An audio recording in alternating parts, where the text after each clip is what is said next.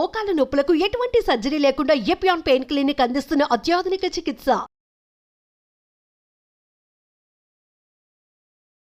మీ వంట్ల బాగా మైదా నిండిందన్న విషయం తెలుస్తుందా? నేను ఇంట్ల సంగతి చెప్తలేను, మీ వంట్ల సంగతి చెప్తున్నా. కరెక్టే విన్నారు మీరు. వంట్ల మైదా అని ఎందుకు అంటున్నా అంటే పొద్దున్న లేస్తే తినేది మైదానే కాబట్టి. బ్రెడ్ ముక్కలు, బోండాలు, పరాటాలు, బ్రెడ్లతోని తయారు చేసే ఇంకా వేరే ఐటమ్స్ ఉన్నాయి కదా, కేకులు, పేస్ట్రీలు, పఫ్ఫులు, నూడిల్స్, ఇట్లా ఎన్నో కొల్లలు అసలు. దానివల్ల constipation problems, digestion problems, BP, sugar, heart problems, లాస్ట్కి క్యాన్సర్. ఖతం. అదే మనకు వచ్చిన ప్రాబ్లం. కాబట్టి మన ప్రతిరోజు జీవితంలో మనం తింటున్న మైదాని ఎలిమినేట్ చేస్తే మనం హెల్దీగా తయారవ్వచ్చు, చాలా హెల్దీగా తయారవ్వచ్చు. మరి అట్లా ఇష్టం వచ్చినట్టు మైదా తింటే ఏమైపోతామో అది చెప్పేటందుకే ఈరోజు మన స్టూడియోలో ఉన్నారు డాక్టర్ కిరణ్ గారు. ఆయన ఫిజిషియన్ అండ్ న్యూట్రిషనిస్ట్ అయిన హర్షిత గారు కూడా మాతో ఉన్నారు. కాబట్టి వాళ్ళిద్దరే చెప్తారు, బాగినుండ్రి. సార్ నమస్తే. నమస్కారం అమ్మా. నమస్తే. మైదా పొద్దున్న లేస్తే పిల్లలు మైదా అంటే ఒకరోజు అన్నం తినకుండా అయినా ఉంటున్నారేమో కానీ ఇంట్లోంచి బయటికి వెళ్ళిన తర్వాత మైదా తినకుండా మాత్రం ఇంటికి రావట్లేదు. అలాంటి రోజుల్లో మనం ఉన్నాం. కరెక్ట్. సో మైదా అనగానే నాకు గుర్తుకొచ్చేది అయితే ఫస్ట్లీ డైజెషన్ ప్రాబ్లమ్స్ ఎక్కువగా వస్తాయని చెప్పేసి నేను ఎప్పుడో చిన్న ఉన్నప్పుడు విన్నా. నిజం. ఎలాంటి ప్రాబ్లమ్స్ వచ్చే అవకాశం ఉంటుంది సార్? ఇండైజెషన్ దగ్గర నుంచి కాన్స్టిపేషన్ వరకు, రిఫ్లెక్స్ ప్రాబ్లం దగ్గర నుంచి అసిడిటీ వరకు, ఇవి బిగినింగ్లో వచ్చే ప్రాబ్లమ్స్. డయాబెటీస్ రావచ్చు, బ్లడ్ ప్రెషర్ పెరగచ్చు, ట్రైగ్లిజరైడ్స్ పెరగచ్చు, కొలెస్ట్రాల్ పెరగచ్చు. ఇవన్నీ కొంచెం ఏసిమ్టమాటిక్ థింగ్స్. ఇప్పుడు షుగర్ పెరిగిన వెంటనే మనిషికి సిమ్టమ్స్ ఏమి ఉండవు, అవి తర్వాత వచ్చే సమస్యలు దీర్ఘకాలంలో. బట్ బిగినింగ్లో మైదాతో గ్యాస్ట్రిక్ ట్రబుల్స్ ఫస్ట్ వస్తాయండి. చాలా మంది పిల్లలతో ఈ కంప్లైంట్ తో వస్తారా సార్ మీ దగ్గరికి? అంటే పీడియాట్రిక్స్ దగ్గరికి వెళ్తారు. బట్ ఉంటుంది చాలా మంది. ఇటీవల పిల్లల్లో కాన్స్టిపేషన్ అనేది చాలా పెద్ద సంఖ్యలో ఉంది మేడం, చాలా ప్రాబ్లం. ఇప్పుడు నూడిల్స్ అంటారు మైదానే, పాస్తా అంటారు, బ్రెడ్ అంటారు. మీరు ఏది తీసుకున్నా అందులో మైదా లేకుండా తయారీ అవ్వవు. ఈవెన్ మీరు డైట్ నూడిల్స్ లేకంటే రాగి నూడిల్స్ లేకంటే మిల్లెట్ నూడిల్స్లో అన్నా సరే some little amount of maida అయితే పడాల్సింది. But little amount that's fine అండి, but full amount of maida is not natural కదా.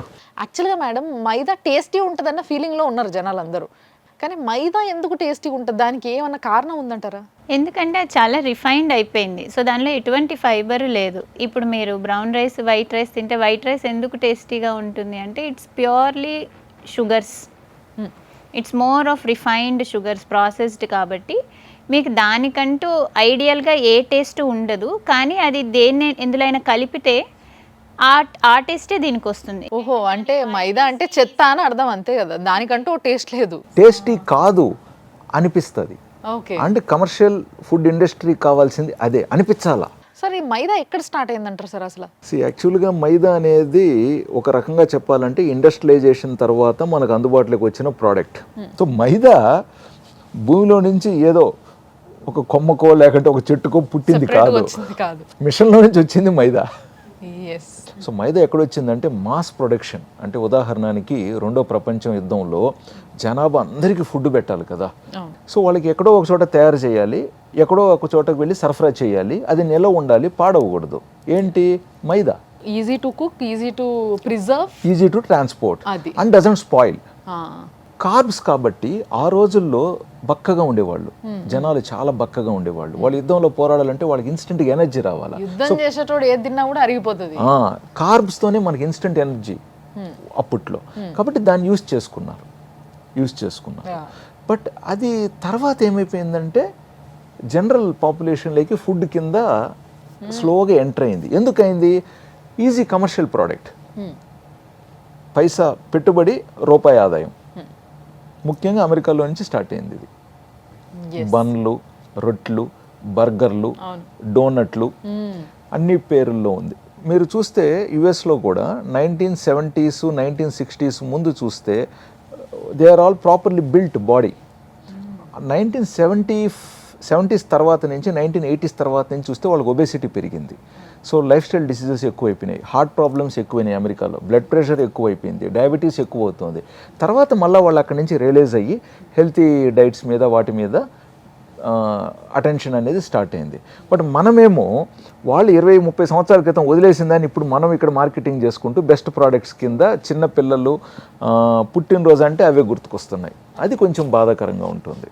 సో మేడం, యాక్చువల్గా ఇంతకుముందు బర్త్డేలు వస్తే మమ్మీ ఎప్పుడు చేయని వంటలు ఏమన్నా గారెలో బూరెలో ఇలాంటివేవో ఇంట్లో చేస్తుంది, తిందాము, ఇది ఉండేది. లేదా పాయసము, ఇంకేదన్నా మంచిది ఇలాంటివి తినేవి ఇంట్లో చేసుకొని. కానీ ఇప్పుడు పిల్లల బర్త్డే అంటే తల్లిదండ్రులే చేతికి ఇన్ని పైసలు ఇచ్చేసి పోరా మీ ఫ్రెండ్స్ని తీసుకొని బేకరీకి వెళ్ళు. బేకరీలో ఉండేవేంటి, మొత్తం మైదాతో చేసిన కేకులు, పఫ్ఫులు, పిజ్జాలు, బర్గర్లు, మొత్తం పేస్ట్రీలు అన్నీ, ప్రతిదీ maida plus corn syrup add చేస్తుంటారు. So maida plus sugar, what a combination సర్జీ అన్నట్టు ఉంటుంది ఇది. It's a very deadly combo. ఎందుకంటే ఒకటి, మైదా ఈ సింపుల్ ప్రాసెస్డ్ ఫుడ్, సో దాంతో ఆల్రెడీ షుగర్స్ పెరుగుతాయి. దాని మీద మనం ఇంకా ఈ షుగర్ యాడ్ ఆన్ చేసి దాని షుగర్ గ్లైసెమిక్ ఇండెక్స్ని ట్రిపుల్ చేస్తున్నాం.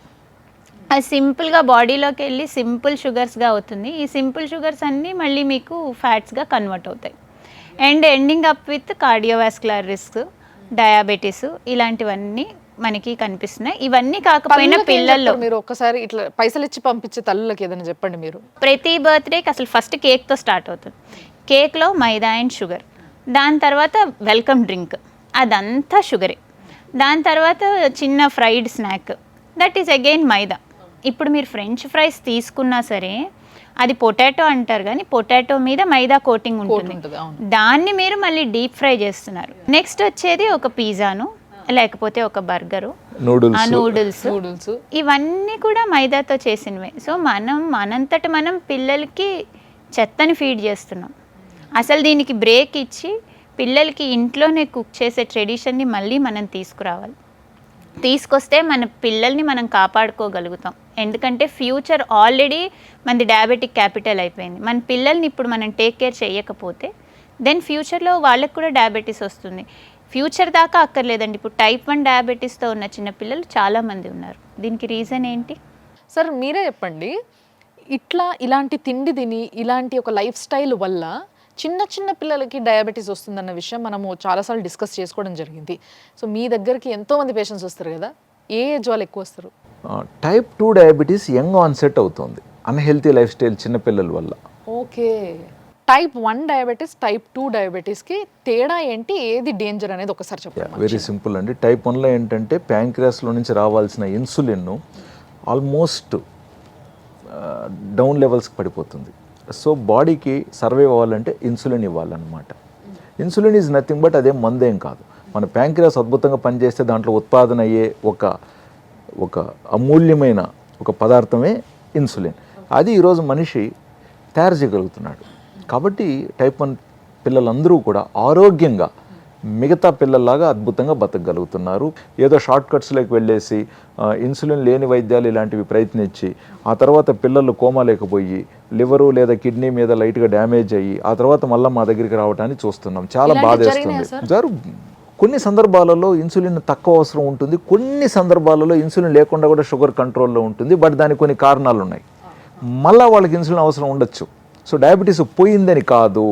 టైప్ 2లో ఏంటంటే ఇన్సులిన్ ఉంటుంది, బట్ అది సరిపోకపోవటం, లేదా అది సమర్థవంతంగా పనిచేయలేకపోవటం, లేదా మన కండరాల కణాలు ఇన్సులిన్ వినియోగించుకోవాలి కదా, ఇవి వినియోగించుకుండే విధానంలో ఏదైనా లోపాలు, insulin resistance, what that. So type 2 diabetes అనేది ఏంటంటే it is. But end of the day type 2 diabetes వాళ్ళకు కూడా అన్కంట్రోల్డ్ డయాబెటీస్ ఉంటే కొంతకాలం తాత్కాలికంగా ఇన్సులిన్ అవసరం ఉండొచ్చు. సో ఇన్సులిన్ పెడితే లైఫ్ లాంగ్ వాడాలి, అలవాటు అయిపోతాం అనేది తప్పు.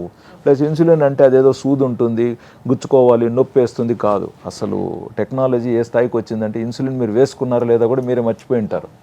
ఆరోగ్యంగా ఉండటానికి డయాబెటీస్ వాళ్ళకి కావాల్సింది ఏంటి? Good control. గుడ్ కంట్రోల్ అంటే ఏంటి? షుగర్ తినకముందు 100 లోపు, తిన్న తర్వాత 140 లోపు, HbA1c 7 లోపు, లో షుగర్ రాకుండా, ఓకే, అంతే క్రైటీరియా.